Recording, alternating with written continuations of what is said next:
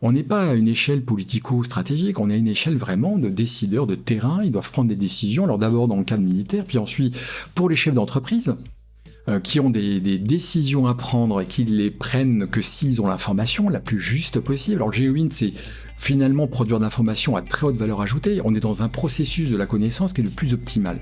On n'a pas trouvé mieux aujourd'hui.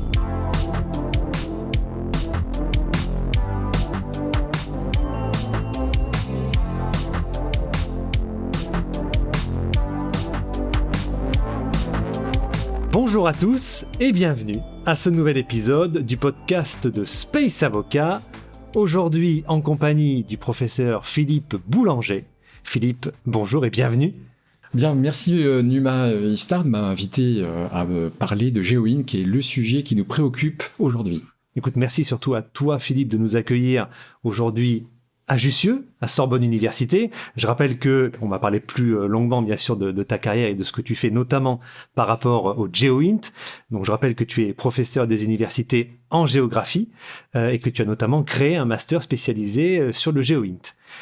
Tu sais que dans ce podcast, il y a une petite tradition, c'est d'en savoir plus sur les invités. Alors, Philippe, quel est ton parcours ? Alors j'ai un parcours académique classique. Après l'obtention de l'agrégation, j'ai effectué une thèse de doctorat en géographie. J'ai été recruté comme maître de conférence ensuite à Paris 4 Sorbonne, qui est devenue la faculté des lettres de Sorbonne Université en 2018. Après la réalisation d'une habilitation à diriger des recherches, je suis devenu professeur des universités et je me suis spécialisé sur les questions militaires tout au long de mon parcours, avec le regard du géographe, puisqu'on peut étudier les questions militaires en histoire, en sciences économiques, en ingénierie, et pour ma part, c'est le regard du géographe, c'est-à-dire étudier une problématique à partir de l'étude du terrain, de cette relation entre le territoire et les hommes. Donc je me suis spécialisé en géographie militaire, en géostratégie, et puis il y a 15 ans, j'ai organisé l'un des premiers séminaires de géographie défense, et un terme est apparu au cours de l'une des premières séances, le terme de GeoInt. Et ma spécialisation professionnelle s'est orientée vers cette approche de la géographie, mais plus que de la géographie, d'une culture de travail exceptionnelle, inédite, liée à la donnée géolocalisée, à la fusion données géolocalisées. Donc là, j'ai résumé dans les très grandes lignes, et je suis parti, comme tu l'as compris, Numa, d'une géographie très classique, sur un parcours académique également classique, pour aller vers un domaine innovant, lié aux technologies, à l'exploitation en sciences humaines. Alors tu parles de territoire, tu parles de cartographie. Ici, tu le sais, on parle de spatial et finalement, il y a un pont entre ces domaines. Ce qui est intéressant dans ce concept de GeoInt, c'est effectivement son côté multisource. Tu parlais aussi également de fusion de données géolocalisées. Tout ça, on le verra aussi à des enjeux juridiques. Alors, pour la petite histoire, nous, on s'était rencontrés il y a à peu près une dizaine d'années lors d'un colloque sur justement le GeoInt et on avait notamment pu parler des aspects juridiques. Avant d'entrer dans le détail du sujet, pour nos auditeurs, qu'est-ce que c'est finalement que le GeoInt ? Bien, alors effectivement, c'est une question centrale. GeoInt est un acronyme américain qui veut dire à l'origine Geospatial Intelligence, renseignement géospatial. Alors le terme est apparu aux États-Unis durant la guerre froide, s'est développé surtout dans les années 2000, à partir de la création d'une agence de renseignement qui s'appelle la NGIA, donc National Geospatial Intelligence Agency. Cette agence a créé sa culture de travail pour exploiter l'imagerie spatiale en associant cette imagerie spatiale à des données géolocalisées, donc aussi à la cartographie, et avec l'optique de rendre des services à l'État américain, à l'armée américaine, mais aussi pour la gestion de crise.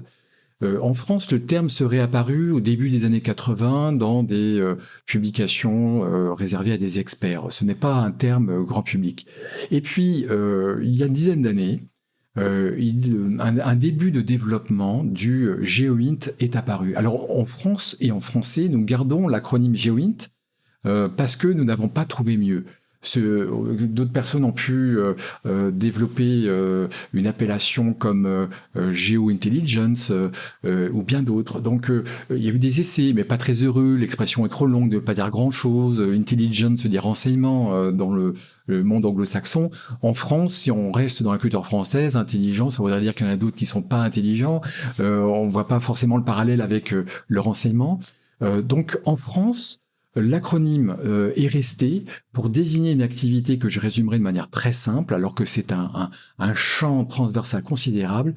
Fusion de données géolocalisées multicapteurs. Comme tu l'as dit, c'est-à-dire que l'on prend différents types de capteurs, drones, satellites, observation terrain, objets connectés, voitures, etc. Tous les types de capteurs possibles pour fusionner l'information géolocalisée et en produire une réalisation visuelle cartographiée qui apporte une réponse à une question. Parce que c'est une activité transversale, finalement pluridisciplinaire, où on fait appel à des ingénieurs, on fait appel à des géomaticiens, mais aussi à des analystes.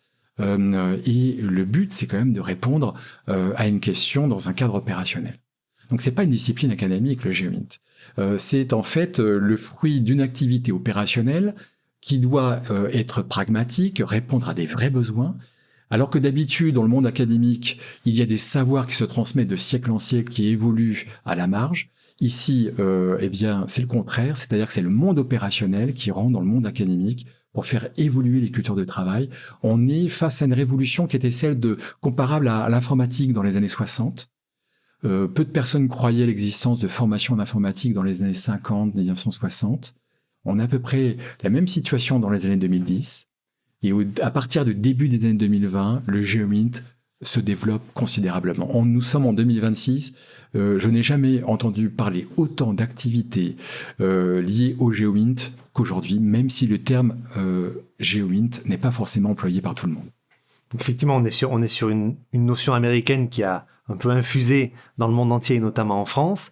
Je crois d'ailleurs qu'au niveau américain, il y a vraiment un cadre juridique qui est dédié, qui est géré par le Code fédéral des États-Unis. En France, c'est un petit peu plus gazeux, en tout cas, c'est un petit peu plus doctrinal. Je sais que la direction du renseignement militaire, notamment, a toute une doctrine sur le GeoInt, mais on n'est pas à ce niveau législatif qu'ont fait les Américains. Aujourd'hui, entre les États-Unis et la France et l'Europe par extension, quelles sont les grandes différences dans cette pratique du GeoInt ? Alors, il y a des complémentarités et des différences. Je vais commencer par les complémentarités. D'abord, il existe un modèle américain en la matière. De cette discipline, les Américains parlent même de science de l'information géospatiale. Nous ne sommes pas encore là. Les États-Unis ont toujours eu une avance. On peut l'estimer à 10 à 20 ans d'avance par rapport au monde européen, surtout d'Europe de l'Ouest. Donc, il y a cette complémentarité du fait que la culture américaine en la matière a influencé la culture française. Et encore, pour ne parler finalement que d'un domaine que tu viens de signaler, c'est-à-dire le renseignement militaire. Sachant qu'ensuite cela s'étend au domaine civil de plus en plus, aux États-Unis d'abord et en ce moment en Europe de l'Ouest, dans le domaine agricole ou de la santé. Donc la première complémentarité, c'est de voir cette bascule vers l'Europe de l'Ouest. La deuxième grande complémentarité qu'on pourrait développer, c'est l'utilisation des mêmes technologies. Quant aux États-Unis, il existe 500 startups dédiées au GeoInt. En France, il y a 10, 15 startups, mais elles existent de part et d'autre, avec des types d'emplois extrêmement variés, selon les commandes, selon le marché, selon les capacités technologiques, qui reposent avant tout sur l'utilisation du satellite. Et la troisième complémentarité, c'est que la doctrine militaire liée au GeoInt, celle de la NGA que tu viens de citer, en référence aussi à un code juridique qui balise bien en quelque sorte l'emploi du GeoInt, se transmet progressivement également en Europe de l'Ouest. Alors il est vrai que sur le plan juridique, et tu en es le grand spécialiste, donc je me garderai bien de m'avancer sur ce terrain, il est difficile de pouvoir avoir des idées très précises, hein. Ça reste effectivement un champ très transversal. Mais qui, je pense, tend à se préciser au fil des ans. Il y a peu plus de 15 ans, début année 2010, le terme GeoInt commençait à se développer en France, dans le séminaire que je mentionnais tout à l'heure, que j'organisais à l'École normale supérieure de Paris.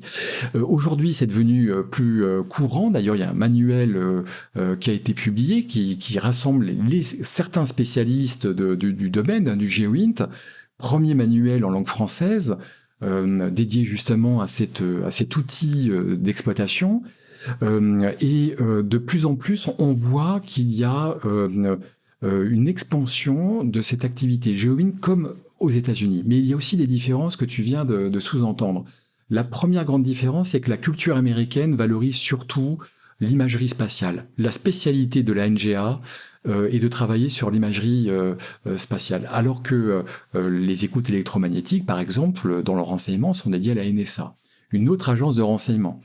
Donc ça, c'est une première différence. Par rapport au cas français, par exemple, où la culture française dédiée au GEOINT, dans le champ militaire, fait appel à toutes les compétences.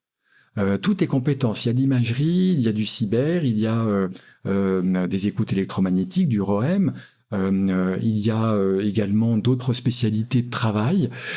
Et l'on voit tout de suite que le GEOINT américain a participé à un début de désilotage, ça veut dire un décloisonnement des compétences métiers, de l'emploi des technologies, des capteurs. En France, au moment où le GEOINT commence vraiment à se développer vers 2013-2015, on en est au tout début, eh bien, tout de suite, il y a cette idée de transversalité. Donc la culture française dédiée au GEOINT est d'emblée beaucoup plus décloisonnante, pluridisciplinaire, plus ouverte également, mais avec moins de capacités, puisque nous ne sommes pas à la même échelle technologique, budgétaire, et puis aussi de rayonnement à l'échelle mondiale. La deuxième grande différence, c'est que nous sommes dans un marché aussi industriel qui est très particulier en France, où le secteur privé tente à se développer dans les années 2020, mais avec plus de difficultés que l'on peut le voir aux États-Unis, où il est courant d'avoir des besoins dédiés au GEOINT pour améliorer le rendement agricole dans le Middle West, par exemple, pour créer des métaverses urbains et utiliser une forme de GEOINT pour comprendre comment mieux vivre à l'avenir. En France, ça se développe également, mais avec plus de lenteur, plus de difficultés. La prise de risque est plus grande, vraisemblablement en France, et en Europe de l'Ouest généralement, par rapport au monde anglo-saxon qui est plus flexible, notamment au Nord-Amérique, plus flexible, plus audacieux, et qui a l'image aussi de cette culture d'entreprise et libérale américaine, telle qu'on la voit dans plusieurs situations. Tu dirais donc que le GEOINT à l'américaine, si on peut l'appeler comme ça, Oui. a ce côté un petit peu plus transversal dans ses usages, Oui. à la différence d'un GEOINT à la française qui est quand même plus militaire, bien qu'il soit plus ouvert sur les disciplines qu'il agrège. C'est très juste. C'est-à-dire qu'aux États-Unis, dès la deuxième moitié des années 2010, on commence à lire quantité d'articles sur les usages du GEOINT, dédiés à la sécurité, la santé, la gestion de crise, la lutte contre le réchauffement climatique, l'amélioration des rendements agricoles, la productivité industrielle. Amazon, en 2019, veut localiser un nouveau quartier général aux États-Unis. La méthode utilisée est celle du GEOINT pour améliorer la capacité de travail, le bonheur des employés dans l'entreprise, etc. Et c'est une démarche GEOINT multicapteur en partant de la géolocalisation qui a contribué justement à désigner non pas New York, mais Arlington. Donc on est à la fin des années 2010. C'est un processus qui se développe de plus en plus dans le domaine civil. En France, cela existe. Je ne dis pas que le GEOINT n'est que militaire, mais c'est d'abord dans la culture militaire que la réflexion a été portée, que le terme même de GEOINT s'est développé. Le manuel dédié justement au GEOINT publié en français, c'est le premier publié en 2024, fait appel justement à des compétences d'origine militaire parce que ce sont eux qui ont développé le savoir-faire. Mais un peu aussi comme la photographie aérienne qui est née avant tout durant la Première Guerre mondiale et dans l'armée de l'air, parce que les besoins étaient très importants. Alors on voit bien aussi en France se développer cette démarche GEOINT. Nous sommes en 2026, je la vois de plus en plus prépondérante dans différents secteurs d'activité publique ou privée. Il y a encore une marge de manœuvre considérable. Dans toute activité, donc le ministère de l'Intérieur l'utilise de plus en plus, cette capacité de cartographie. Je pourrais citer aussi la Gendarmerie nationale qui a créé un centre GEOINT en août 2024, le centre GEOEPS qui est à la direction générale de la Gendarmerie nationale et qui collecte de l'information géolocalisée, des images prises sur autoroute, des images satellites, des images prises par drone ou par avion donnant lieu donc à des photographies aériennes, tout cela en temps réel, des données gérées en temps réel, maintenant par intelligence artificielle, et cela produit en fait une connaissance d'une qualité supérieure à ce que l'on pouvait avoir avant. Quand il fallait une semaine pour avoir un produit bien réfléchi, bien structuré, aujourd'hui, cela peut prendre quelques heures. Non pas parce que l'IA fait le travail de l'homme, mais parce que on maîtrise mieux les technologies, on est plus sûr de la validation du processus GeoInt, et surtout, il y a une demande accélérée aussi du décideur qui voit tout le potentiel et qui veut être informé dans un délai extrêmement court. Tu parles justement de l'avancée technologique, c'est intéressant parce que il y a l'IA qui est un peu sur toutes les lèvres en ce moment, c'est un peu le sujet très chaud, tout le monde veut mettre l'IA absolument partout. Si on remonte un petit peu plus dans notre entretien, tu as tout de suite évoqué l'apport important du spatial, des technologies spatiales. Oui. Est-ce que tu peux nous en dire plus? Quelle est la dynamique pour les industries spatiales en ce qui concerne le GeoInt? Est-ce que c'est toujours quelque chose qui est fondateur? On parle notamment d'images, de capteurs, oui. Ou est-ce que c'est quelque chose qui tend maintenant à être concurrencé par d'autres secteurs? Ou est-ce que, dans une troisième éventualité, c'est une symbiose finalement qui s'est faite entre ce monde des capteurs qui peuvent être parfois même aussi dans l'espace, et puis cette imagerie spatiale un peu traditionnelle maintenant? Alors, pour rester très simple, il y a une tendance qui existe depuis la fin des années 2000, que l'on nomme le New Space, le nouvel âge spatial, et qui consiste à favoriser le partenariat public-privé, le développement de nouvelles entreprises dédiées au spatial avec des financements qui peuvent être publics, de nouveaux usages avec des qualités de fabrication de satellites et donc aussi de résultats nettement supérieurs à ce qui pouvait exister.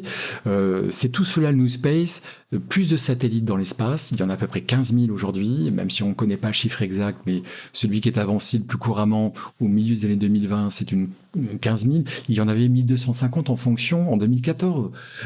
Donc on est largement dans une proportion supérieure à ce que l'on pouvait imaginer il y a une dizaine d'années. On en attend 30 000 d'ici une dizaine d'années. Donc cela veut dire que le satellite a retrouvé une place qu'il avait durant la guerre froide, mais là pas pour des questions de prestige ou uniquement de renseignement, mais parce qu'il y a des besoins colossaux auxquels répondent les nouvelles générations de satellites, les plus petits, les nanos, avec de l'intelligence artificielle embarquée, où la donnée collectée est traitée directement dans le satellite pour être envoyée directement vers un centre terrestre et surtout sélectionnée, évitant d'embouteiller les canaux de circulation de l'information.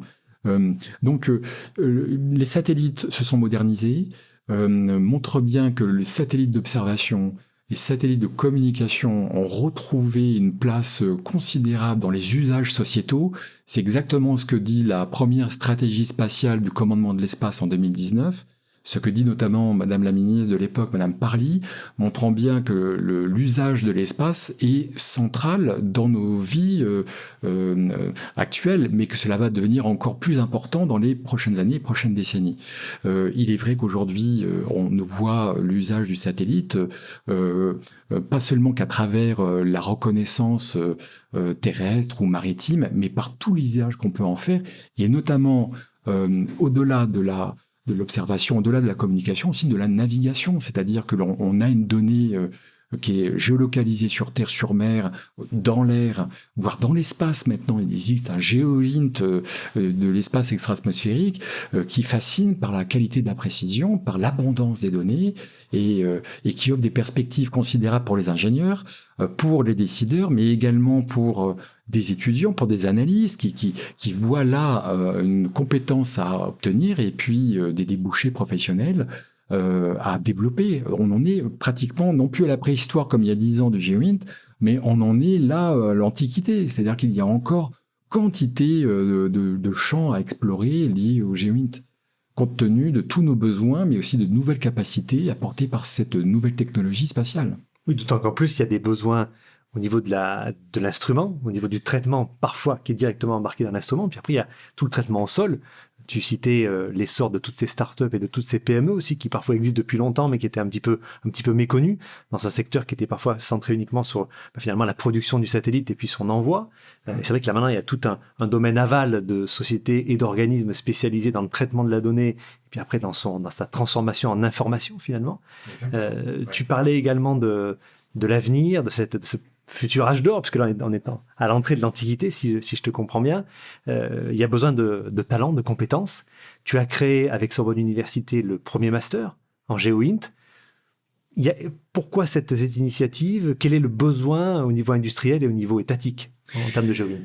Alors effectivement, c'est un master qui a été créé dans sa conception dans la deuxième moitié des années 2010, qui a ouvert en 2020, qui connaît un certain succès, même s'il est à la marge par rapport à d'autres formations très classiques, ancrées dans le paysage universitaire depuis très longtemps, et qui a été créé pour répondre à un besoin opérationnel. On peut parfois créer une formation pour se faire plaisir à des chercheurs, à des savants, et qui reproduisent des savoirs pour les transmettre à la nouvelle génération, etc. On est là dans un cas inverse, c'est-à-dire que la formation a été créée pour répondre à des besoins très concrets de décideurs.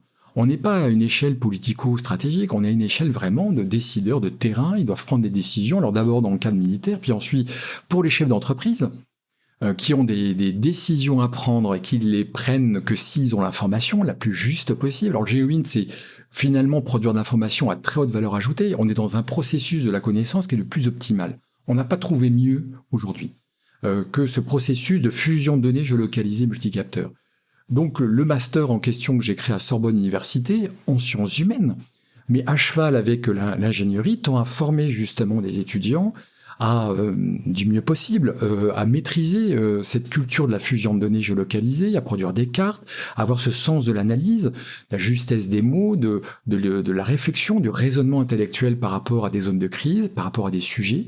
Ça peut être la protection de l'environnement en mer d'Arabie, pour la création d'aires marines protégées, comme de suivre la ligne de front en Ukraine, à partir de sources disponibles, plus ou moins offertes, ou ouvertes, ou voire achetées, naturellement. Et on voit bien que c'est un secteur d'activité qui est, au premier abord, en tout cas à ce jour, assez sélectif. C'est-à-dire qu'il faut être formé à cela. Pas à une tâche, il faut être formé à plusieurs tâches. En fait, le terme GeoInter pour désigner le praticien de GeoInt est né il y a quelques années de la part de spécialistes pour désigner justement ce nouveau type de métier où il faut savoir être très bon dans son domaine premier, mais aussi être capable de comprendre comment fonctionnent les autres domaines. Je pense à la géomatique, je pense à l'utilisation de la télédétection pour construire justement ce produit GeoInt qui est très spécifique, qui est un produit de fusion de données géolocalisées. Donc le but, c'est d'être le plus polyvalent possible, à l'image du GeoInt qui est transversal. Si on devait encore affiner la définition du GeoInt, en fait, c'est quoi? Ce sont des données. C'est un écosystème industriel, comme tu le soulignais, avec sa particularité dédiée aux satellites, mais également à la donnée, donc ceux qui protègent, collectent, produisent, vendent, etc., la donnée. C'est également l'utilisation de systèmes d'information géographique. S'il n'y a pas de système d'information géographique, il est très difficile d'avoir un produit GeoInt, voire c'est même impossible. Et puis ensuite, ce sont des produits spécifiques, c'est-à-dire visuels. Alors quel type de produit? C'est la question aussi que l'on pourrait se poser. Là, j'en ai pas directement à vous présenter, mais si je devais donner une définition d'un produit GeoInt, c'est une carte qui répond à une question. Ça peut être une carte à une échelle très locale, présentant un environnement donné, un paysage par exemple, autour de quelqu'un ou d'un groupe de personnes. Ça peut être à l'échelle d'une région. Ça peut être également à l'échelle d'un pays, d'un continent, voire à l'échelle planétaire, selon le sujet.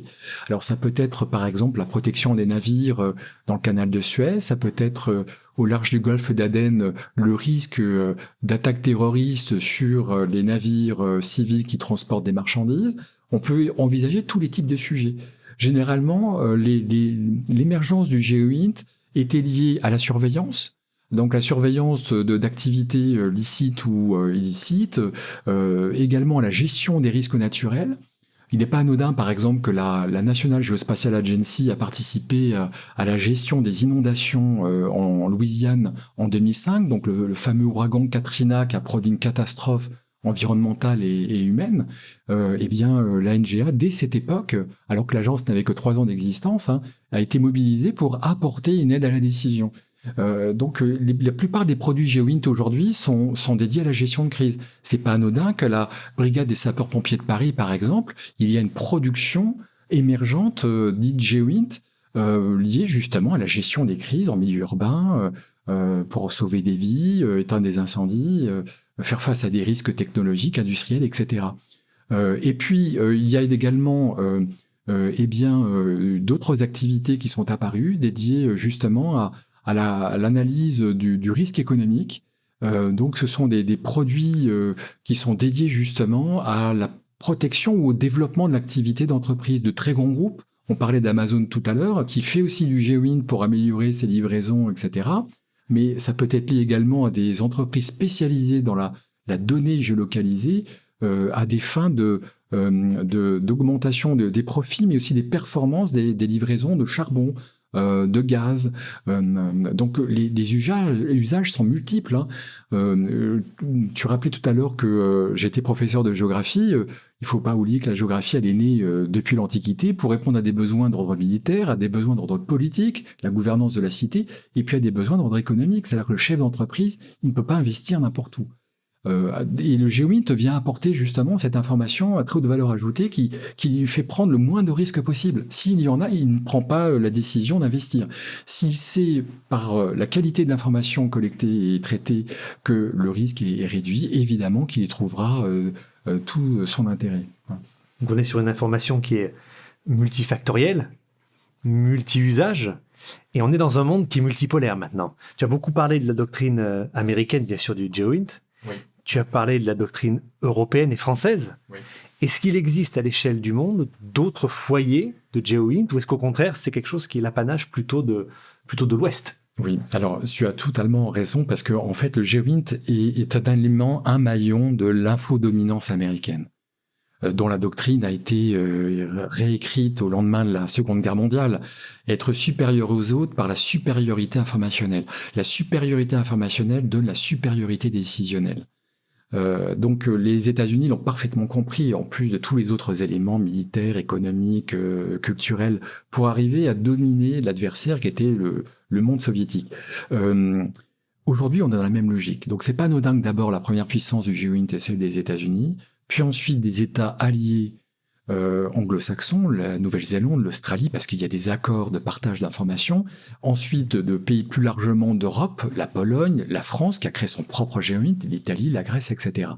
Et il est vrai que d'autres pays dits émergents tentent également de dominer le monde, en bousculant l'ordre mondial qui a été bâti au lendemain de la Seconde Guerre mondiale. Et le GeoInt est un des éléments, c'est pas le seul, il n'est pas central à l'échelle mondiale, mais c'est un élément essentiel de puissance globale, de domination du monde. Donc il n'est pas anodin que les premières puissances émergentes aient également développé un savoir-faire progressivement. La Russie, parce que évidemment il y a cet héritage soviétique essentiel pour comprendre les jeux spatiaux russes, comme l'a montré une de mes doctorantes qui a soutenu sa thèse en 2025 sur les jeux spatiaux russes. En fait, le GeoInt est inclus dans la pensée, mais a souvent du mal à se mettre en place, faute de moyens, faute de capacités, avec des retards industriels pris depuis la fin de la guerre froide. Mais depuis le déclenchement de la guerre d'Ukraine en 2022, il n'est pas improbable qu'un GeoInt russe global, politico-stratégique, se soit développé dans les armées d'abord. Alors nous savons que l'armée russe utilise un GeoInt tactique, pour les drones notamment, l'usage des drones, à partir de logiciels de fusion de données installés dans des postes de commandement et qui traitent de l'information par drone, par satellite, mais surtout par drone. Vraisemblablement, l'armée ukrainienne a l'équivalent. Mais la puissance émergente en matière de GeoInt la plus importante est la Chine.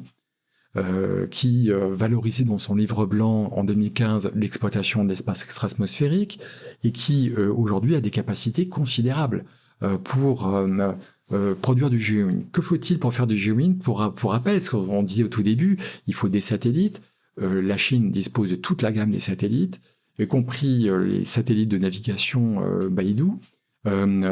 Ensuite, il y a tous les types de capteurs qu'on peut imaginer, avec des drones sous-marins, avec des drones aériens, etc. Et puis, le plus important, c'est pas tant la technologie, c'est la culture de travail. Et l'armée chinoise d'abord, mais on va dire l'État chinois, parce que tout est très lié en Chine, l'État, le public et le privé, eh bien, développe une capacité justement de surveillance à l'échelle d'un État-continent, et puis de plus en plus à l'échelle régionale, Asie-Orientale, et le dynamique en cours, c'est de pouvoir disposer, même si j'en ai pas de preuves, d'un GeoInt mondial, comme les Américains peuvent le faire à partir de de leurs différentes agences de renseignement, mais aussi à partir de leur entreprise, de leur déploiement et projection de capacités à travers le monde. Donc, on a le monde anglo-saxon, avec des capacités inégales, naturellement, entre l'Australie et les États-Unis. D'autres pays comme la France qui ont développé un savoir-faire unique. On est vraiment un pays leader en matière de GeoInt à ce jour. Et puis on a des pays émergents qui, depuis 10 ans, en fait, sont en train de disposer de capacités GeoInt de plus en plus précises, voire qui tendent à dépasser les capacités américaines. La Chine, la Russie actuellement est en train de rattraper son retard. D'autres pays essayent de développer également des capacités. Je veux parler des Émirats Arabes Unis, par exemple, qui est un pays qui depuis 2 ans développe un savoir-faire GeoInt. Le mot GeoInt n'est pas utilisé, mais quand on voit les fusions d'entreprises, le développement de l'IA d'un côté, de l'imagerie spatiale de l'autre, de cette culture de la fusion à des fins d'abord défensives, militaires, mais aussi économiques, parce qu'il y a une volonté de rayonner à l'échelle régionale sur un plan économique, on se rend compte que des États qui ont bien sûr des moyens financiers importants investissent ce champ de la compétence, du savoir-faire pour devenir des puissances leaders. Les Émirats Arabes Unis appartiendraient en fait à un 3e cercle de pays en matière de GeoInt, au même titre que le Qatar qui suit l'Arabie Saoudite, avec des fonctions parfois différentes, pas seulement dédiées à la surveillance, mais aussi au traitement des déchets dans l'espace, par exemple. Donc, un certain nombre d'éléments sont liés à d'autres secteurs. Et puis ensuite, il y a d'autres États qui aimeraient disposer de capacités, qui sont dépendants de puissances étrangères. Je pense aux pays africains, je pense à la Tunisie, à l'Afrique du Sud, par exemple, qui manquent encore de briques pour construire leur GeoInt souverain, mais qui dépendent soit de capacités étrangères, soit de capacités étrangères occidentales, soit d'autres capacités issues du continent africain, parce que certains États sont plus avancés que d'autres. Donc il y a une géopolitique, en quelque sorte, du GeoInt, qui montre bien que l'on est face à un phénomène qui n'est pas conjoncturel, qui est structurel. Oui, c'est même une tendance lourde et il y a un peu une course, si je comprends bien, Exactement. au GeoInt au niveau global. Exactement, il y a une course. Alors, une course à la technologie, parce que ça commence par là, il faut avoir les capacités technologiques, et puis ensuite une course à l'exploitation, parce que le GeoInt n'est pas lié uniquement à la technologie. Il faut retirer ce préconçu qui consisterait à dire que dès qu'il y a des satellites, il y a du GeoInt. Non, il y a une compétence humaine à avoir, et c'est en cela aussi qu'il y a une compétition à l'échelle mondiale. C'est à la formation, à la préparation justement des futurs exploitants qui vont produire de l'information en phase finale et puis apporter la clé, l'information qui va faire la différence par rapport à un autre. Écoute Philippe, c'était absolument passionnant. Je te remercie encore de nous avoir accueillis ici à Jussieu pour parler de ce sujet de présent mais aussi d'avenir qu'est le GeoInt. Merci encore et puis à très bientôt. Merci beaucoup Nima.